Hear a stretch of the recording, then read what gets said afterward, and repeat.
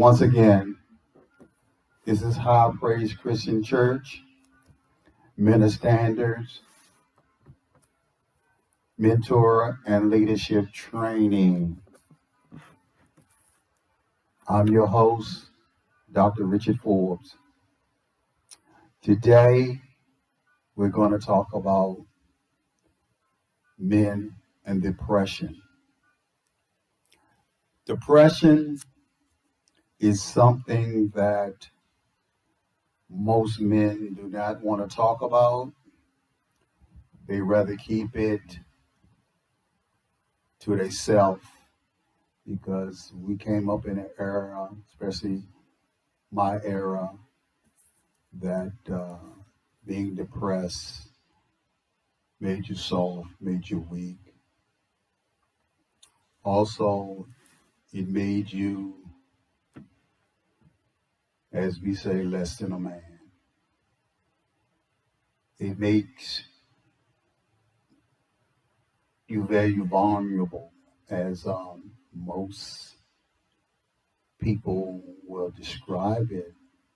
But in this segment today, I'm going to not only give you some signs and symptoms and what depression really is in a man, and also I'm going to point out some men of the Bible that God helped them with their depression. Depression is something that has been around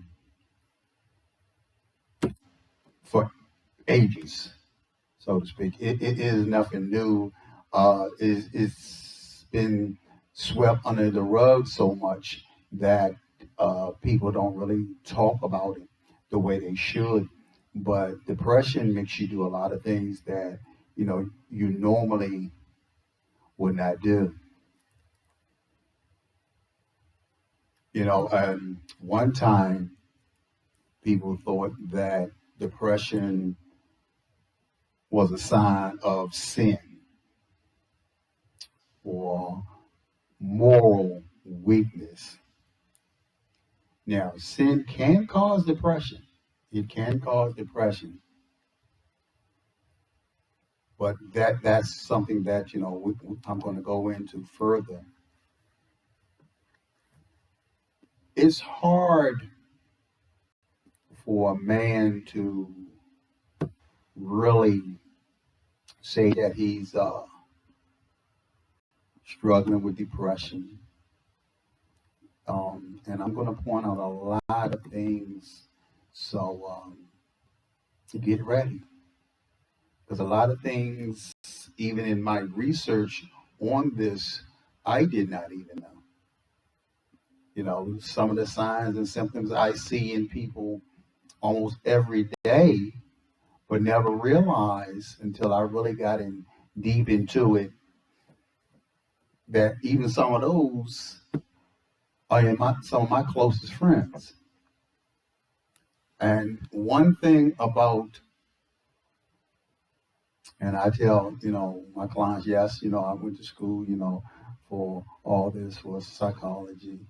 And I try to tell my clients, when you get depressed, always try to find somebody to encourage you. And see, that's one thing that we don't even do as men is encourage one another. We encourage one another to do the wrong things, but never the right things. There in these days and time, there's a lot of frustration for men. There's a lot of, what do I do next from men? But we don't want to really tell anybody because we don't want to seem like we're weak. Everybody wants to be, especially in the young generation, and everybody wants to be a gangster. Everybody wants to say, I'm hard, I'm this and that. But let me tell you something. A true gangster, you will never know. Because they don't walk around here advertising it the way some of these people do. You're not going to advertise it. Matter of fact, you want to be the lowest key that you can. You want to stay off the radar of everybody. But that's another subject for another time.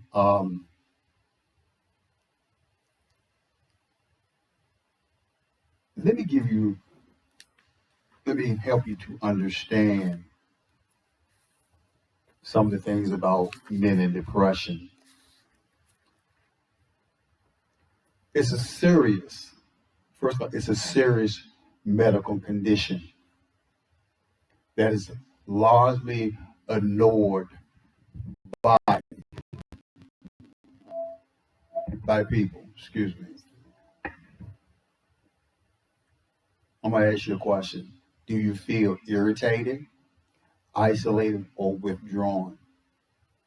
Do you know that's a sign of depression? Do you find yourself wanting to work more than relax? As a form of depression. Do you find yourself drinking more than normal? That's a form of depression.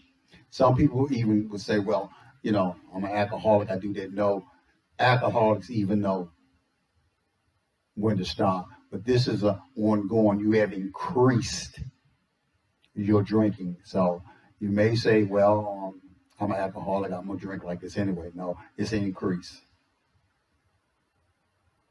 Maybe you're alcoholic that drinks maybe half a pint a day. And all of a sudden you didn't jump up to a half a gallon a day. As a form of depression. You're suppressing what is really hurting you. In, like I said, men and women, it's a difference. When you're oppressed in a man, it may be unhealthy. And what I mean by unhealthy is not only physical health, but it's a mental health that you go through. One of the differences is, a man still feels sad when he's depressed. He feels hopeless. He feels empty, like he can't accomplish anything. And if you think about it, I think every man has felt that some kind of way. Excuse me, let me hold this. All right, I'm going to try it this way. Try to read my notes as well as hold this microphone, so bear with me a little bit here. Yeah, we feel sad. We feel hopeless. We feel sometimes even out of control.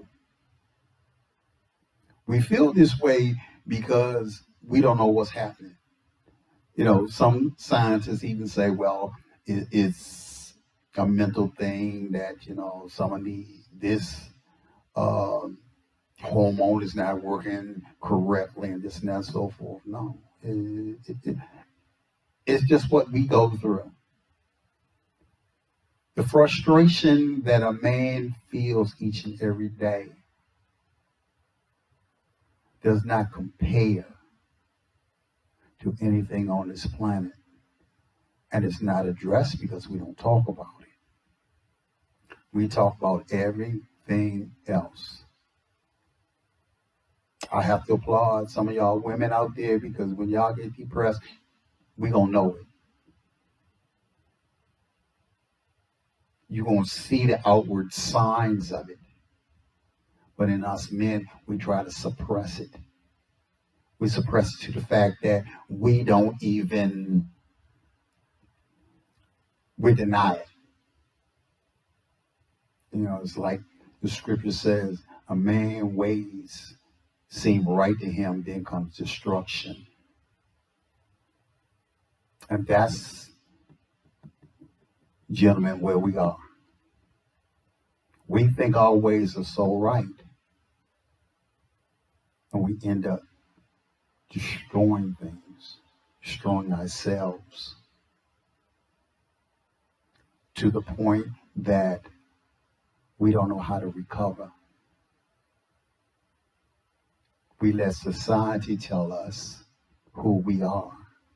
And because of that, some of us spiral, instead of spiraling up, we're spiraling down. We start hurting one another when we don't have to. We start losing sleep. We start wanting to control everything, every move, everything. It's a form of depression. We get angry to the point where some people say, well, you just control him. No, believe it or not, that is a form of depression also. The controlling.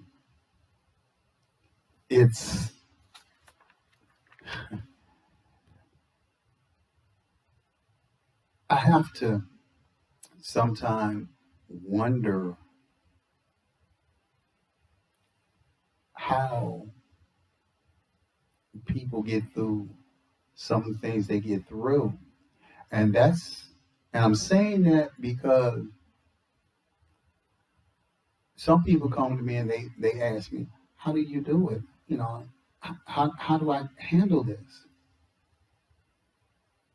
And then they fall into a deep depression, not knowing that they are. But they cry out. And before I go on, if someone comes to you, listen to them, help them. You may not can solve the problem, but listen to them. Because see, that's one thing I'm going to tell you now will help a person out of the depression is listening to them. Let them, as we call, vent. Let them vent.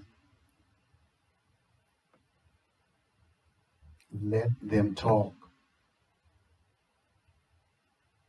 I found out over the years the best way to help a person is not by medication when they're depressed, is to get them to talk about what is going on in their life.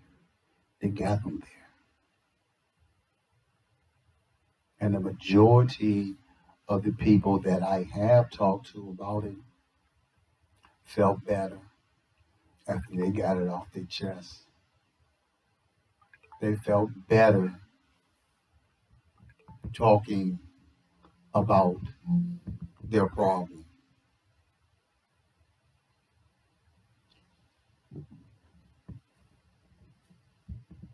Sometimes that is hard. Sometimes we think that we can handle certain situations, but really, you're not supposed to really handle too many things by yourself. One of the things that I have found over the years that sends people into a deep depression, loss of loved ones, loss of a job, even loss of a job,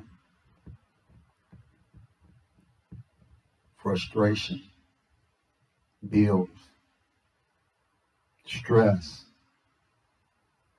will send you down that road. Will send you down that road.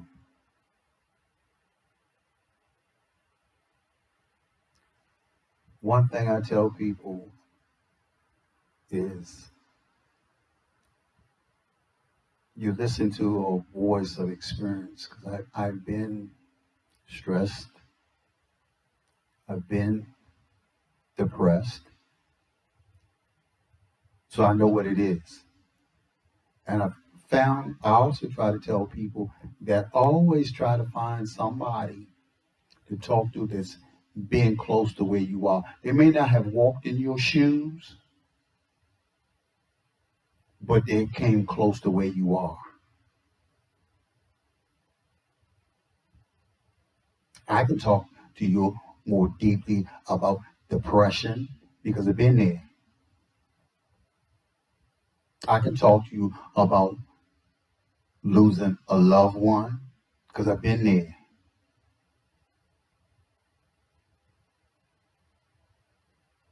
Those will send you into a deep depression. Losing a child. But we as men, we're not going to let you see that. It's almost like that old saying, never let them see you sweat. Don't show that you're vulnerable. But you are. Men, you are. That's why you got to know yourself. And yes, we want to be that knight in shining armor, that king. But we have feelings too. We hurt too.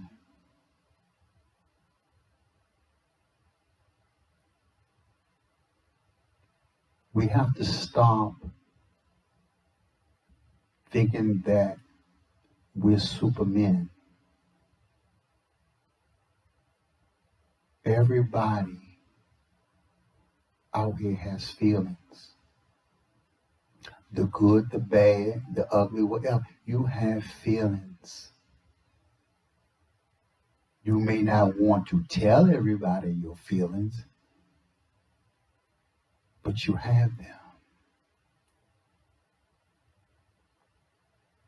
And it's not good. I tell anybody that's frustrated, anybody that is into this category of even coming close to getting into a depression, find somebody to talk to. Find somebody to pray to. Find God, to be honest with you.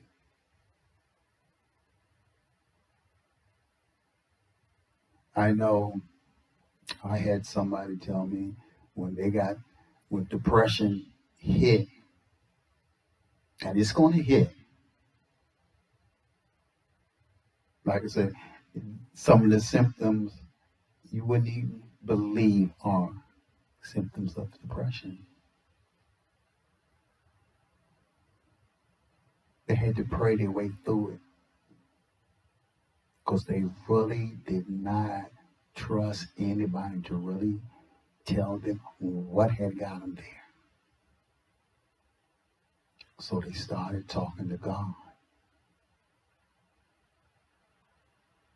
They started pouring it out to Him.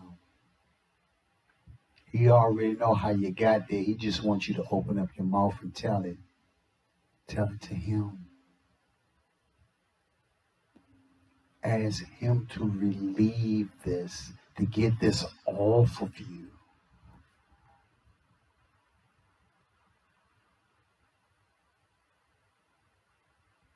You know, we as men, when we do find out that they're going through it, they downplay it. They don't want to recognize it.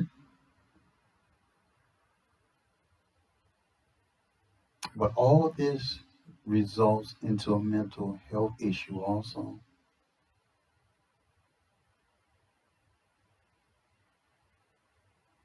I deal with a lot of mental health people. That's the population I really talk to a lot. And they feel better, like I say once again, when they can talk to somebody and not be judged.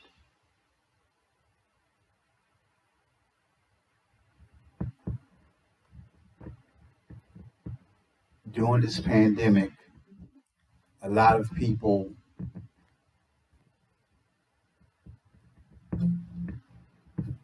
a lot of people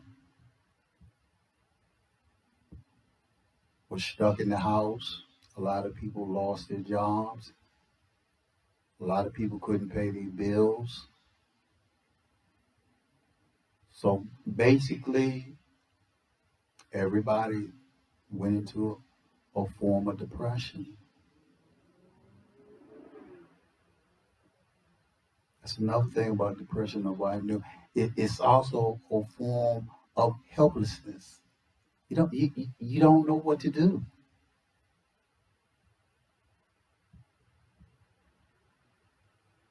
You you can't figure out what's your next move. You don't know how to deal with it. You don't understand it.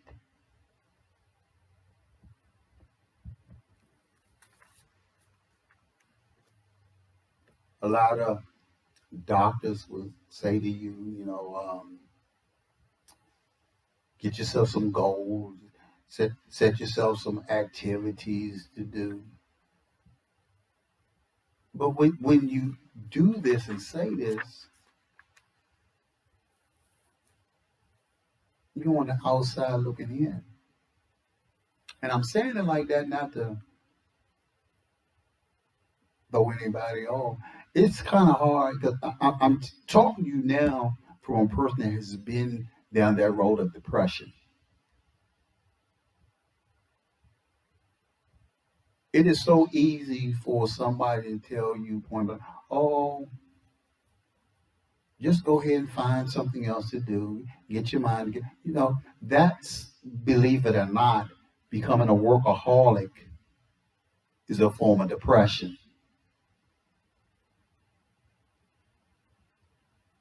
because you want to work so much to get your mind off of what got you there in the first place. I've done that.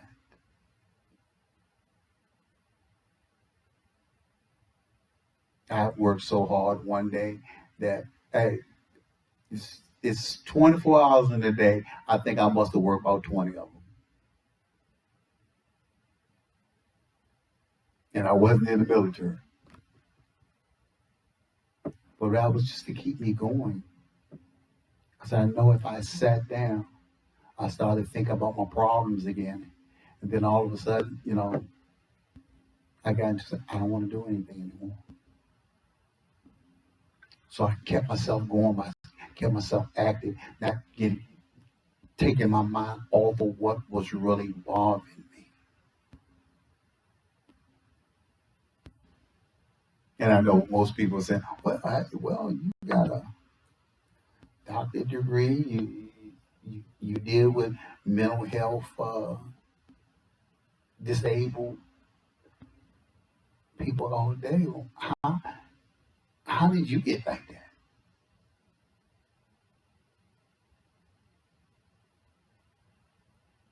Everybody gets frustrated one way or another. And like I say, things happen. Things happen to God's people. People hurt each and every day. And when tragedy strikes, it doesn't strike you because you got less money than somebody or you got a higher position. It strikes, it strikes. And no matter who you are or what you're doing, the frustration will come, the depression will come, the stress will come.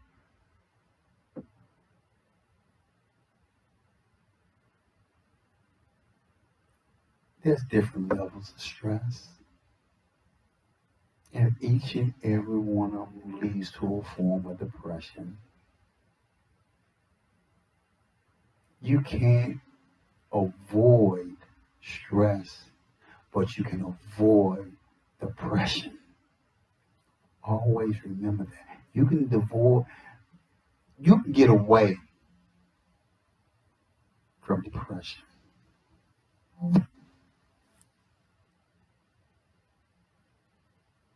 You can get away from depression.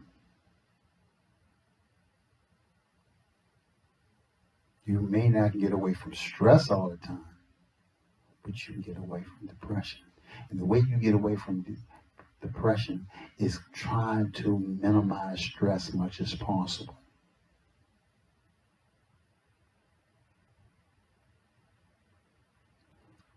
I had somebody say that I told that to. They said, "Well, that's why I work so much." I said, "No.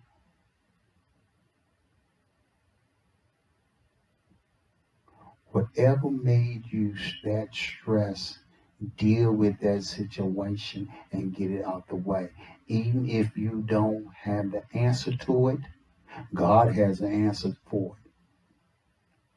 Ask Him." I tell anybody, seek and you will find. Knock and the door will be open, and ask, it will be granted unto you.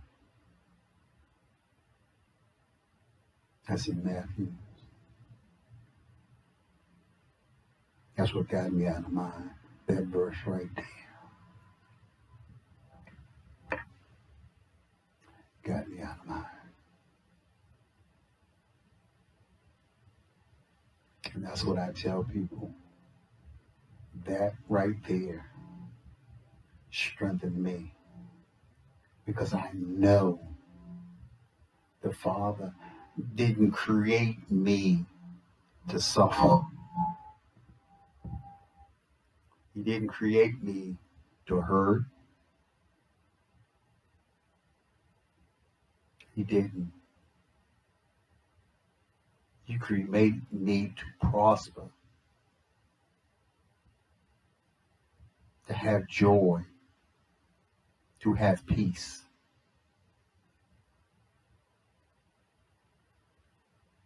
We have caused a lot of this on ourselves by not being obedient to Him.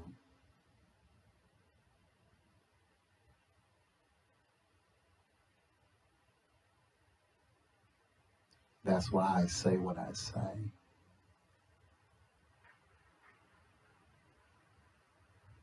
God loves all of us. When you're depressed, go to Him, because He did not make fear, depression, loneliness. Yeah, you're going to have grief. Let me tell you that now. You're going to have grief. But it's how you handle it. Don't let the grief that you suffer stress you, so that stress will turn into depression. Because that's the stages. You're gonna get frustrated, you're gonna get stressed, and all that's gonna turn into depression. Keep your stress minimized. Minimize it.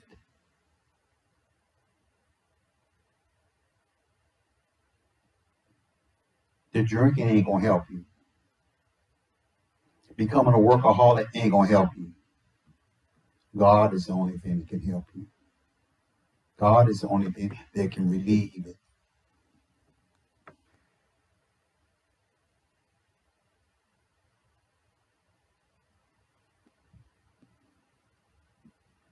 A lot of people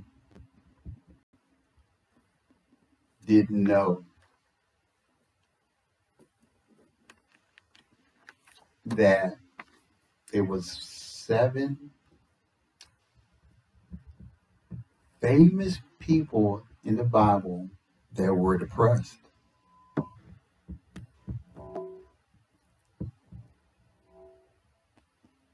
7 people. And when I researched it,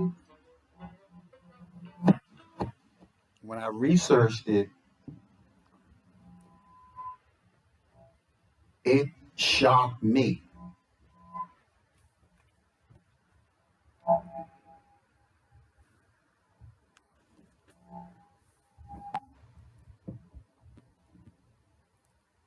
Because these notable men, you would have never thought it.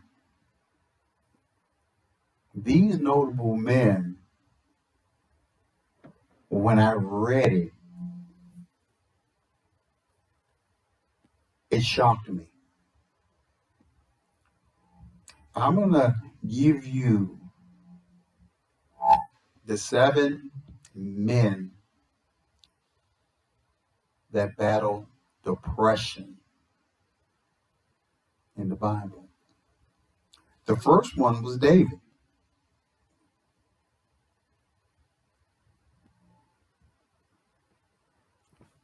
Being apart.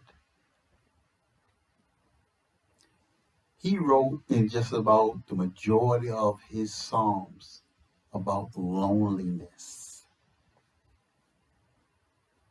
fear from his enemies, his heart cry over sin,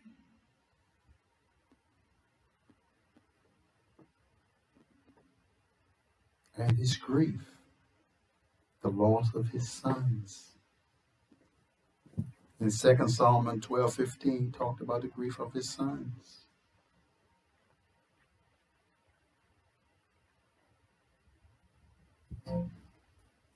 He had all the symptoms of depression. And you see how God helped him.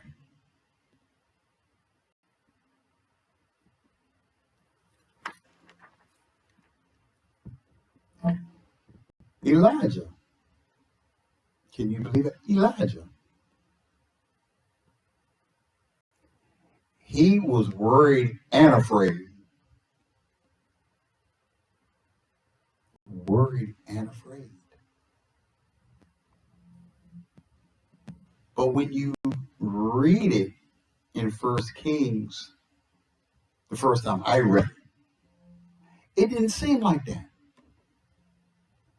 But as I did my research on it, I found, he was worried and afraid.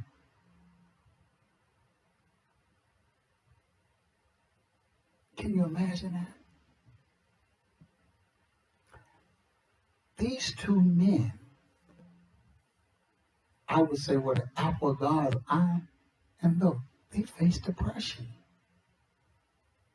So if these 2 so far mighty men of God can face depression, you can too.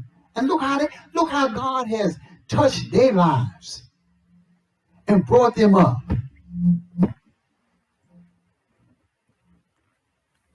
The third one, and I always laugh because, like I said before, I never knew it. This man here had depression, and his name is Jonah. We all know about Jonah and the whale, but he wanted to run away. He had anger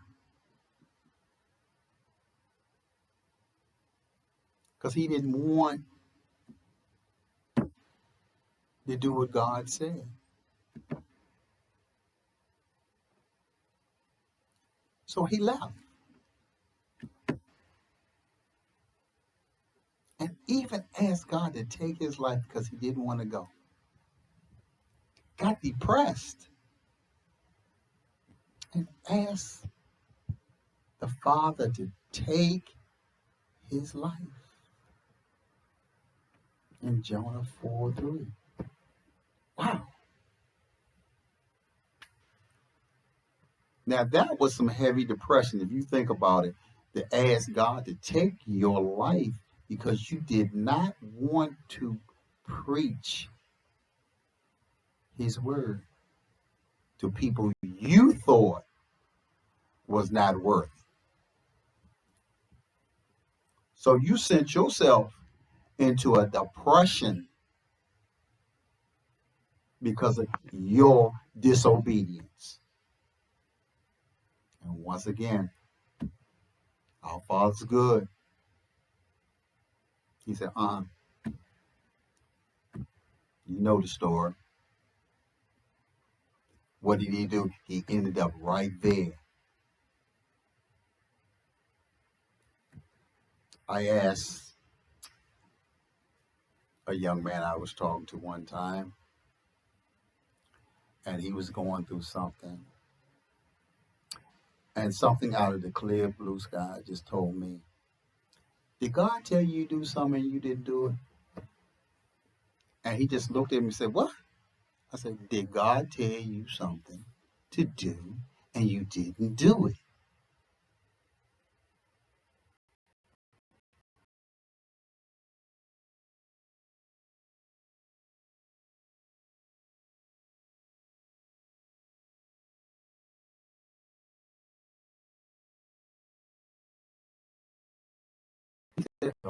You answer that question for me. And he was in deep depression. He came back that next week, smiling and grinning. He said, thank you, Doc. I was very disobedient, but I surrendered myself and I feel good. I said, I know you would. See, that's what we have to do. We have to stop, especially when what brought us into our depression, we got to find out the root of it and ask God to help us correct it. We can't correct everything by ourselves. We were not designed to correct everything by ourselves. We are not all knowing. He is. Let God be God. You're depressed because you letting things that God's supposed to handle, you want to handle. That's when the frustration and that's when the stress comes in, because really,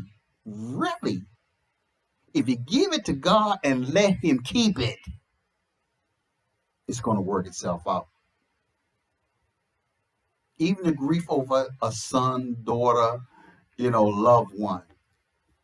I try to tell, I'm not insensitive because I've had 3 sons that left here before their time.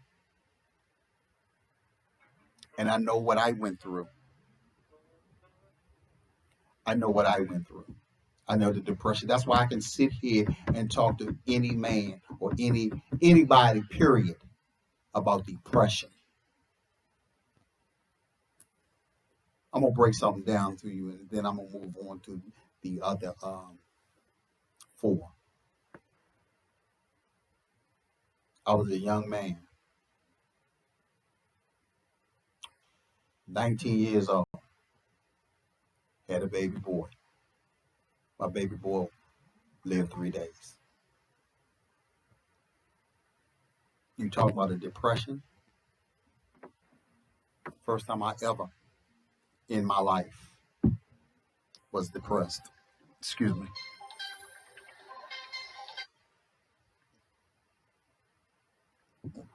You know, things must be going good when the devil sends things across your phone to distract you. But back to what I'm saying, I was 19 years old. My firstborn that lasted 3 days. You talk about a depression. 19. I was ready to end it. That's my firstborn.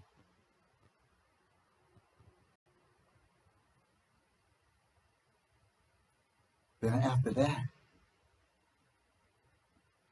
had another son. 17. He left. Gun violence. Another son, a year or so ago. 35. Gun violence. So, me and my wife right now should be no good. We should be right now alcoholics, the biggest drug addicts, everything out here on this planet. But you know what? We got God. God's pulling us through. God is strengthening us. I think about my kids. I know my wife does. But God gave us something even better.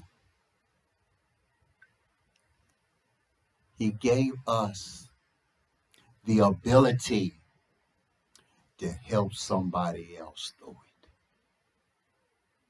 to strengthen us, to strengthen somebody. Remember one thing, it's always a chain. The Father, the Son, the Holy Spirit, and us.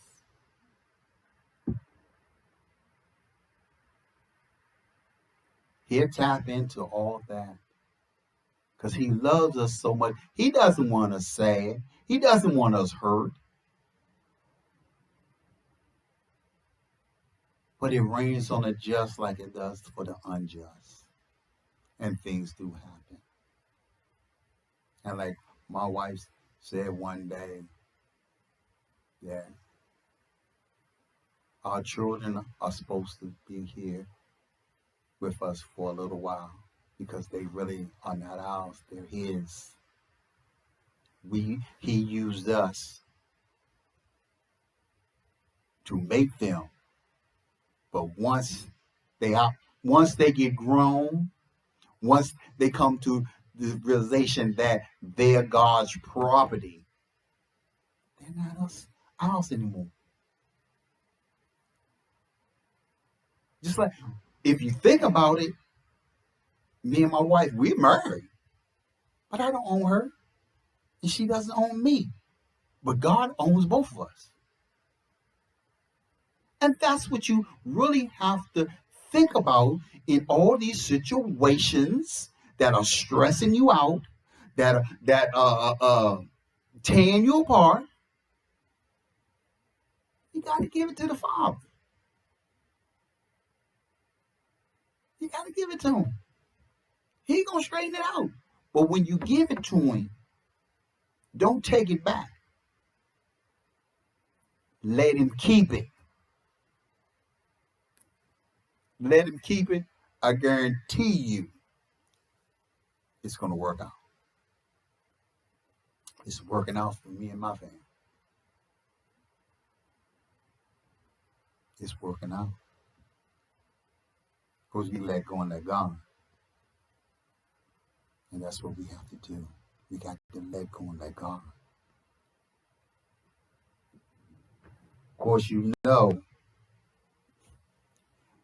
number 4 is somebody that, wow, you know he was going to get depressed. And you know who that is. That's Job. Job lost everything. He suffered, I think, the greatest loss that you can imagine. I mean, his whole world was turned upside down. So why wouldn't he get depressed? Why wouldn't he get frustrated? Because the main thing that frustrated Job, because he know he didn't do anything wrong. Why are you doing this to me? I didn't do anything.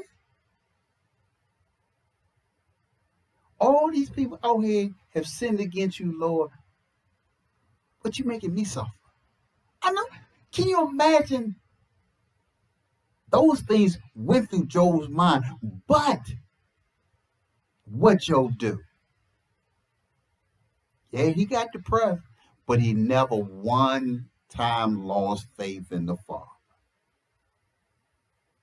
Yeah, he went through a deep depression. A depression that I don't know too many people that could have survived it. Family gone. Wife turned against you. I mean, he's lost everything. Nothing. Oh, but he held on. And when he got out of that depression, when he got stood up and said, hey, whatever you want, Lord, hey, I'm not going down that road. I'm not going to do it. If this is what you want, this is your will, let it be done. All of a sudden, when the fear and everything left Job got blessed more than anything he could imagine. He got blessed. So one thing I'm going to say, and I know that a lot of people are not going to agree with it, sometimes the depression, God lets you get depressed just to see what you're going to do. Are you going to give up on him? Are you just going to say, hey, forget it? What? Is that what's going to happen? Sometimes we go through these things, like I said to my wife, we go through a test. When we say we're going to pick up that blood-stained banner, pick up that cross, it comes with a price.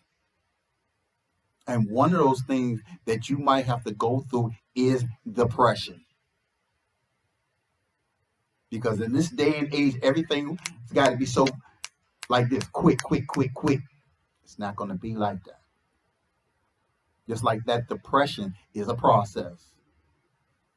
Everything that you do is a process.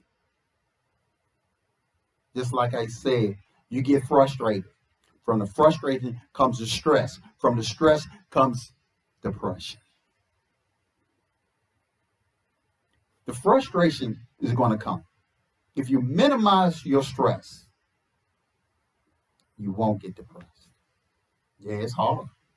It's easy for me to say, because I'm not sitting in your shoes. I know that's what most of the people are saying right now. Well, you're not sitting in my shoes. Been there, done that, went through that. I just told you some of the things that I had to deal with.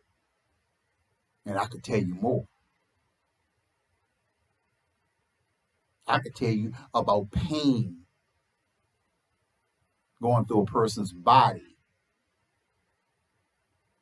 that they can't even get out of bed. I've dealt with people like that too. Can't even get out of the bed to go to work. Have lost jobs because they couldn't function. But they did not give up on the Father and his promises.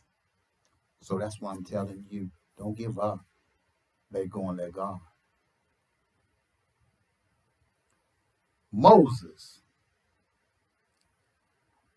grieved over the sins of his people. And when I read that, I said, wow. It wasn't, he wasn't frustrated over the things that he did. He didn't get depressed because he was in the wilderness all them years. He didn't get depressed because of that. He got depressed because of his people, their sins. That's a big weight.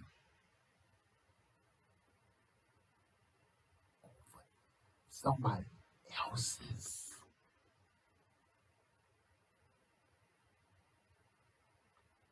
And I know he wanted to quit many a day. Especially, and I believe God told him, I had you walk in the wilderness for 40 years. When all you had to do was what?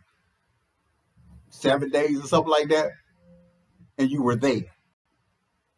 But you had to go around a circle. Because I had to weed the people out.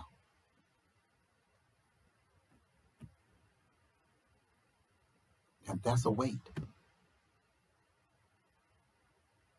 And I know sometimes, people get frustrated, stressed out when you're trying to do the right thing and seem like you're not getting nowhere. And this dude over here, he ain't doing nothing and he's getting everything. But don't you know God sees all that? God sees that. And he has his reward just waiting for him. God just taking his time. Once again, God's process. You pass your test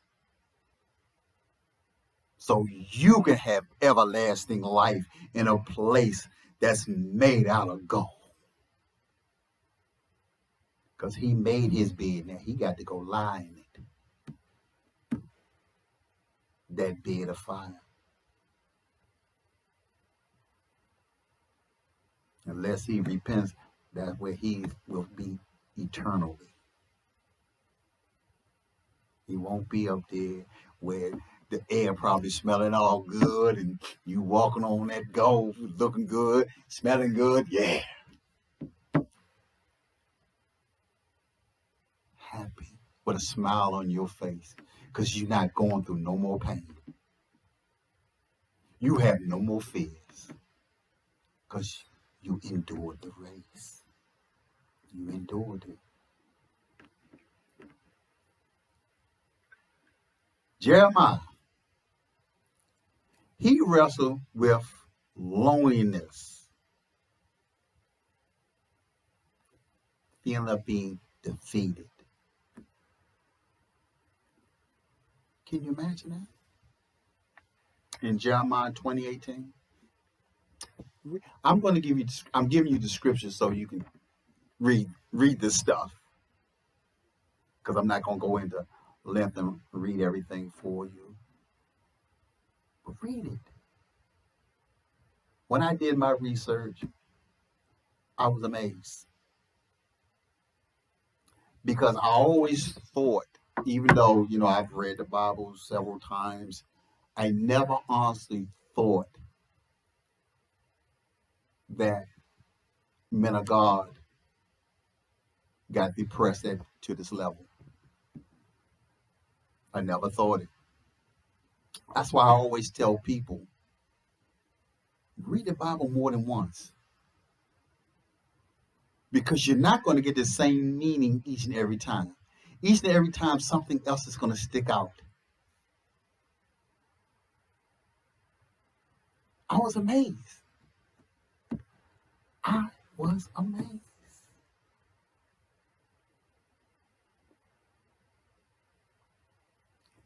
And this last one, when I read it, I really was shocked and amazed. Number 7 is Jesus himself. Jesus got depressed because of one thing. He knew what he had to do.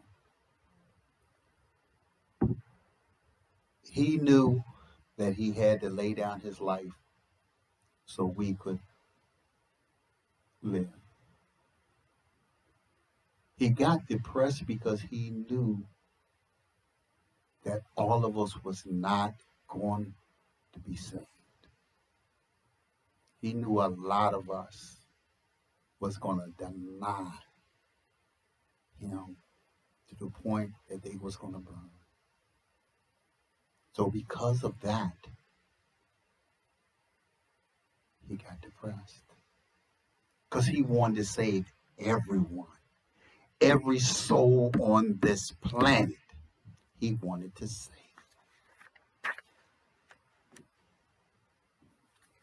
And he couldn't.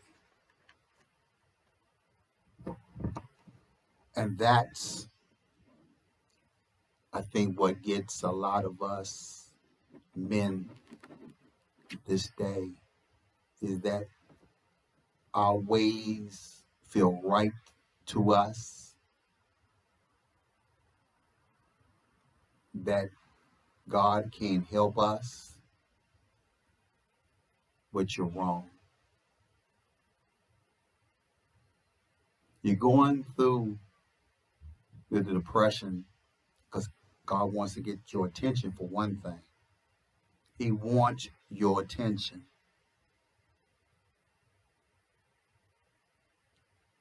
2,